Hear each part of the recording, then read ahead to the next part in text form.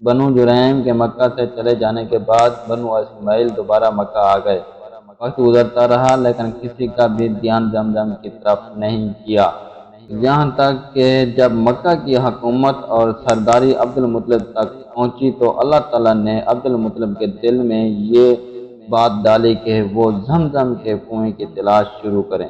اس سلسلے میں کتابوں میں ایک واقعہ بیان کیا گیا ہے کہ زمزم کے کنویں کو دوبارہ کس طرح تلاش کیا گیا۔ ہوا یوں کہ اللہ تعالیٰ نے عبد المطلب کو ان کے خواب میں ایک حکم دیا اور زمزم کے کنویں سے متعلق کچھ نشانیاں بتائیں۔ عبد المطلب کہتے ہیں کہ ایک دن میں حتیم میں سو رہا تھا کہ خواب میں ایک شخص میرے پاس آیا، کہنے لگا برا کھودو۔ میں نے ان سے دریافت کیا کہ برا کیا ہے تو وہ شخص چلا گیا۔ اگلے روز میں پھر اسی جگہ سویا۔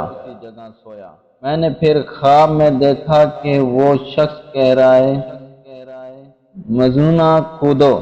میں نے دریافت کیا مجنونہ کیا ہے، وہ شخص جواب دیے بغیر چلا گیا۔ تیسرے روز پھر اسی جگہ خواب میں دیکھا کہ وہ شخص کہہ رہا ہے طیبہ کھودو۔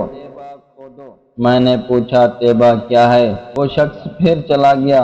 چوتھے روز پھر اسی جگہ یہ خواب دیکھا تو وہ شخص کہنے لگا زمزم کھودو۔ میں نے کہا کہ زمزم کہاں ہے؟ اس نے پھر اسی جگہ کی کچھ نشانیات اور علامات بتائیں۔ تو عبد المطلب کو یقین ہو گیا کہ اگر اس جگہ کھدائی کریں گے تو زمزم مل جائے گا۔ عبد المطلب چاہتے تھے کہ وہ یہ کام اکیلے ہی کریں، دوسرے عرب اس میں شامل نہ ہوں تو بہتر ہے۔ اس وقت ان کا ایک ہی بیٹا تھا جس کا نام حارث تھا۔ عبد المطلب نے حارث سے کہا کہ تم عربوں کو باتوں میں لگاؤ اور میں زمزم اکیلے ہی کھودتا ہوں۔ پھر انہوں نے کھدال لے کر زمزم کی کھدائی شروع کر دی۔ دوسری روایت میں آتا ہے کہ دونوں باپ بیٹوں نے مل کر زمزم کی کھدائی کی۔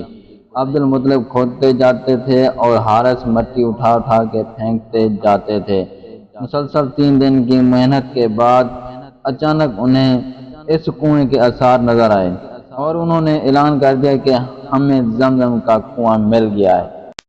جب قریش کو پتہ چلا کہ عبد المطلب اپنے مقصد میں کامیاب ہو گئے ہیں تو وہ سب مل کر آئے اور کہنے لگے اے عبد المطلب، یہ کنواں ہمارے باپ اسماعیل علیہ السلام کا ہے، اس پر ہمارا بھی حق ہے، اس لیے ہمیں بھی اس میں حق دو۔ عبد المطلب نے جواب دیا ایسا ہرگز نہیں ہوگا، تم نے اس کو ڈھونڈنے میں میرا ساتھ نہیں دیا، اس لیے تمہارا اس میں کوئی حصہ نہیں ہے۔